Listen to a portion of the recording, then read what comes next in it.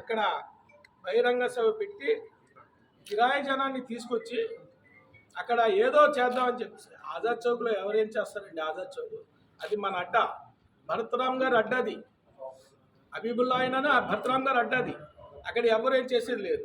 అక్కడ అందరికీ టోపీలు పెట్టేసి, ఇంతమంది కూడా లేరు ముస్లిమ్స్ అక్కడ ఆ స్టేజ్ మీద వేసేసి, ఈయన మన ఆదిరెడ్డి వాసు గారు ఊగిపోతున్నారు. ఎందుకంటే ఆదిరెడ్డి వాసు గారు, మీరు కానీ మీ నాన్నగారు కానీ రాయమండ్రి గురించి ఏమైనా చేశారా?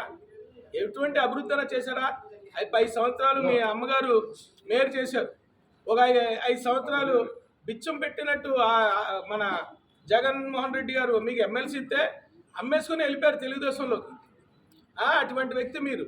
అలాగే ఆదిరెడ్డి వాసు, నువ్వు ఏం చేసావు? మీ తల్లి తండ్రి పదవులు ఉన్నాను 15 సంవత్సరాలు 14 సంవత్సరాలు తెలుగుదేశం హయాంలో రాజమండ్రికి చేసిందంతా శూన్యం.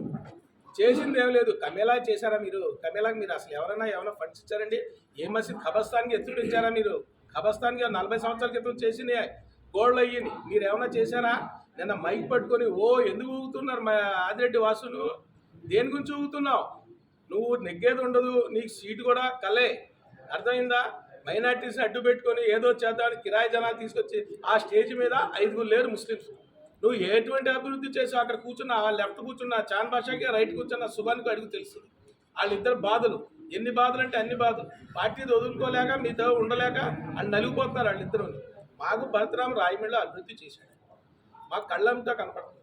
50 సంవత్సరాలు ఏ ఎంపీ చేయనటువంటి అభివృద్ధి భరత్ గారు చేశారు రాయమండ్రి. ఆయనకి ఎమ్మెల్యేగా నెగ్గుతాడు. రేపు అఖండ మెజార్టీ తెస్తాం. మా ముస్లిమ్స్ అందరూ ఆయన కూడా ఉన్నాం. మా మైనార్టీ సోదరులు ఎస్సీలు బీసీలకి ఏం చేయలేదంటున్నారా? ఎస్సీలు బీసీలు మైనార్టీస్ అందరు కలిపి ఒక్కోళ్ళకి 15 లక్షల రూపాయలు ఒక్కొక్క గృహాలు ఇచ్చి 35-40 లక్షల గృహాలు ఇచ్చారు పేదవాళ్ళు. అర్థమైందా? హజ్లో మీరేమో షో చేసి హైదరాబాద్ నుంచి విజయవాడలో 3 రోజులు పెట్టేసి హజ్ యాత్రికుల్ని అక్కడ నలిపేసి హైదరాబాద్ తీసుకెళ్లి బస్సు ఎక్కించారు. మీరు ఎప్పుడైనా ఎయిర్పోర్ట్లో, గన్నవరం ఎయిర్పోర్ట్లో మీరు దుబాయ్ ఎయిర్లైన్స్ తింటారా? మీరు ఎప్పుడైనా? జగన్మోహన్ రెడ్డి గారు వచ్చి హజ్కి పంపించడానికి అన్ని కార్యాచరణలు తీసుకున్నాడు. ఇవాళ చక్కగా విజయవాడ నుంచి హజ్ యాత్రకి వెళ్తున్నారు. అటువంటి కార్యక్రమాలు చేసుకుంటాను. నువ్వు ఏదో ఊగిపోతుంది, అవి చేసేస్తాను, నువ్వు చేసినంత శూన్యం. వైఎస్ రాజశేఖర రెడ్డి గారు ఆజాద్ చౌక్లో ఆజాద్ చౌక్, అదే అబ్దుల్ కలాం ఆజాద్ చౌక్ని ఓపెన్ చేసింది ఆయన.